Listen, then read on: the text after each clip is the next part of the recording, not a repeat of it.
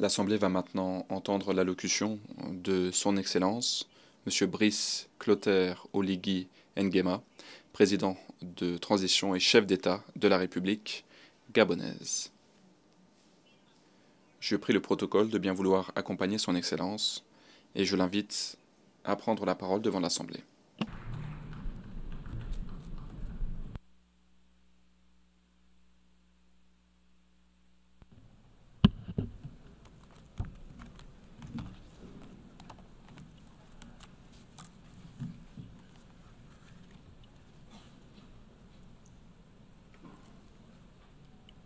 Monsieur le Président de l'Assemblée générale, Mesdames et Messieurs les chefs d'État et de gouvernement, Monsieur le Secrétaire général des Nations unies, distingués invités, Mesdames et Messieurs, au nom du peuple gabonais, je suis heureux de prendre part aux travaux de cette Assemblée générale des Nations unies. Monsieur le Président Philemon Yang, en prenant la parole pour la première fois devant cette auguste Assemblée, je voudrais d'abord vous adresser mes chaleureuses félicitations pour votre brillante élection à la présidence de cette 79e session de l'Assemblée générale des Nations unies, ainsi que mes vœux les plus ardents. J'exprime ces compliments autant à un diplomate chevronné que vous êtes, qu'aux représentants d'un pays frère, le Cameroun, lié au Gabon par la géographie, l'histoire et la culture. Soyez donc assurés du plein soutien de mon pays tout au long de votre mandat. Je voudrais enfin rendre un hommage mérité à M. Antonio Guterres, secrétaire général de notre organisation, pour son inlassable dévouement et son engagement au service des idéaux des Nations unies. Monsieur le Président, je saisis cette occasion pour porter à votre attention que les présentes assises se tiennent au moment où mon pays, le Gabon, vient de célébrer le premier anniversaire du coup de la libération. En effet, la marche vers la construction d'un Gabon nouveau, jusqu'à ce jour, a su tenir ses promesses énoncées à cette tribune lors de la dernière Assemblée générale, à savoir la mise en place des institutions de la transition, la libération des prisonniers d'opinion, l'inclusivité permanente, la tenue du dialogue national inclusif, la rédaction d'une nouvelle constitution. La prochaine étape est l'organisation du référendum dans les prochains mois, l'adoption du code électoral et la révision du fichier électoral, conformément au chronogramme adopté lors du dialogue national inclusif. Toutes ces avancées, soutenues par le peuple gabonais, participent grandement à un retour progressif à l'ordre constitutionnel, à travers une élection libre, transparente et apaisée dans les délais les meilleurs.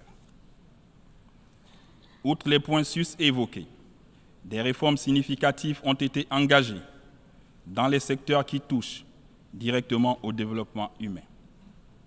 Les routes, les centres de santé, les écoles, le retour des bourses scolaires, l'ouverture des concours aux grandes écoles, le dégel des recrutements et le paiement des arriérés des pensions, tout ceci en respectant nos engagements à l'international.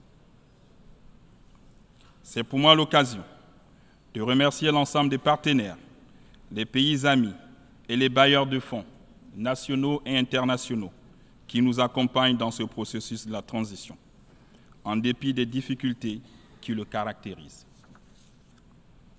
Mesdames et Messieurs, la présente Assemblée générale, dont la thématique est l'unité dans la diversité pour l'avancement de la paix et du développement durable et de la dignité humaine, partout et pour tous, s'inscrit dans le cadre de la construction d'une communauté planétaire et se trouve être en harmonie avec les principes énoncés dans le préambule de la Déclaration universelle des droits de l'homme de 1948. Le Gabon, fidèle à sa tradition de paix, adhèrent sans réserve à ce projet qui vise un monde interactif, plus juste et inclusif.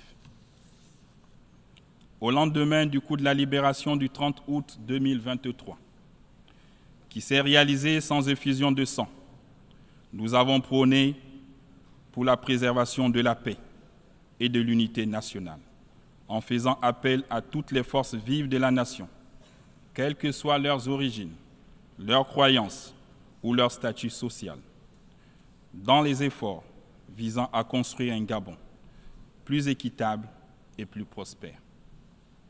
Mesdames et messieurs, le respect de la vie, de l'intégrité territoriale, de la souveraineté des États, à choisir librement leurs partenaires et le rejet de la violence favorise la consolidation de la paix. En matière de développement durable, mon pays maintient une position ferme et cohérente en faveur de la protection de l'environnement. Je rappelle que depuis plusieurs années, le Gabon a dédié 13 parcs nationaux au service de l'humanité, contribuant ainsi à l'absorption de plus de 100 millions de tonnes nettes de CO2 par an et à la préservation des espèces menacées.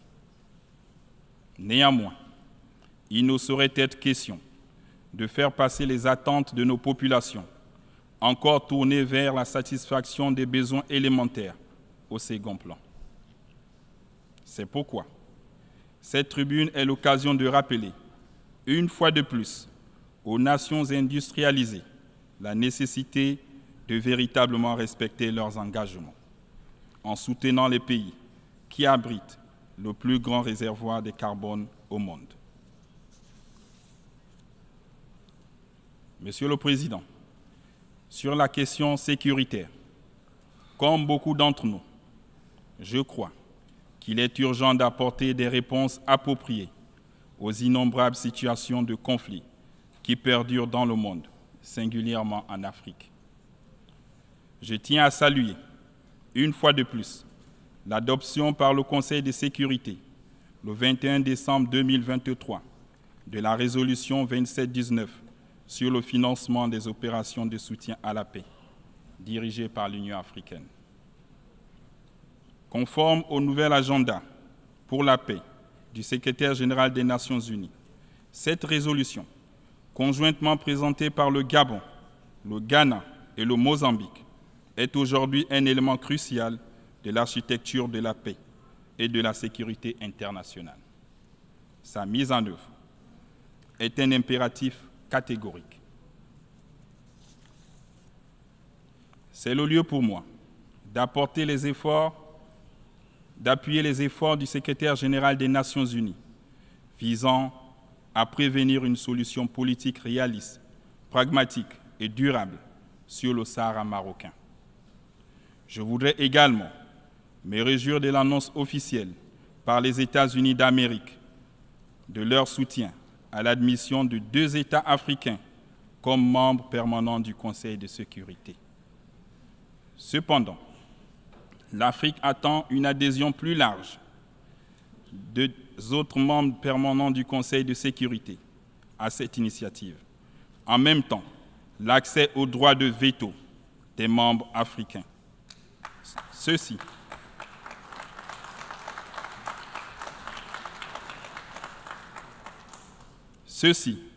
ne serait que justice pour notre continent.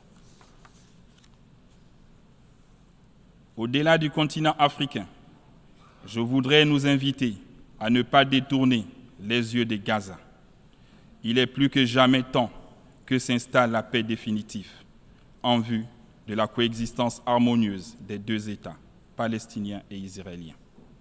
De même, je voudrais réitérer la position du Gabon en faveur de la levée de l'embargo économique, commercial, financier imposé à Cuba en raison de son impact négatif sur le bien-être des populations.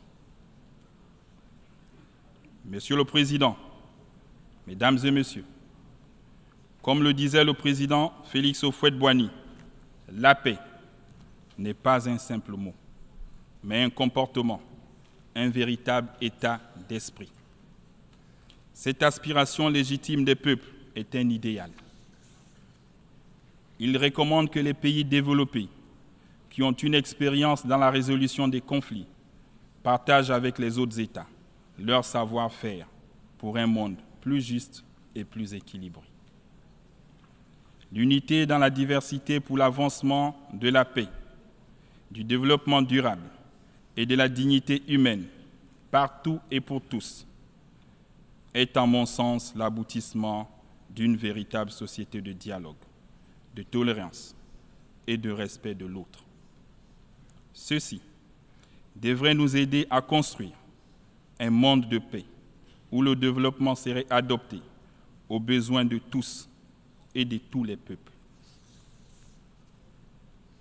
Monsieur le Président, concernant la question économique et financière, le rapport 2024 des Nations Unies sur le développement durable souligne encore une fois l'urgence de mobiliser des financements massifs afin de combler le déficit de financement de l'économie mondiale, estimé à plusieurs milliards de dollars par an. C'est une réalité. Le système financier international actuel ne permet pas de diriger les investissements vers le développement et donc d'assurer la dignité de nos populations, à laquelle nous appelle notre thème de cette année. Je partage ainsi la ferme volonté de plusieurs de mes pairs de parvenir à une réforme des institutions financières mondiales qui est cruciale pour dégager des investissements en faveur des pays de développement. Monsieur le secrétaire général des Nations Unies, Mesdames et Messieurs, les chefs d'État et de gouvernement, Excellences, Mesdames et Messieurs, mon pays, le Gabon, résolument engagé dans sa marche vers la félicité, entend pleinement jouer son rôle pour l'avènement effectif d'une communauté humaine plus concertée et vivement souhaitée par tous. Ensemble, mutualisons nos efforts pour l'espoir d'un meilleur destin en agissant autrement pour la préservation de la race humaine. Je vous remercie.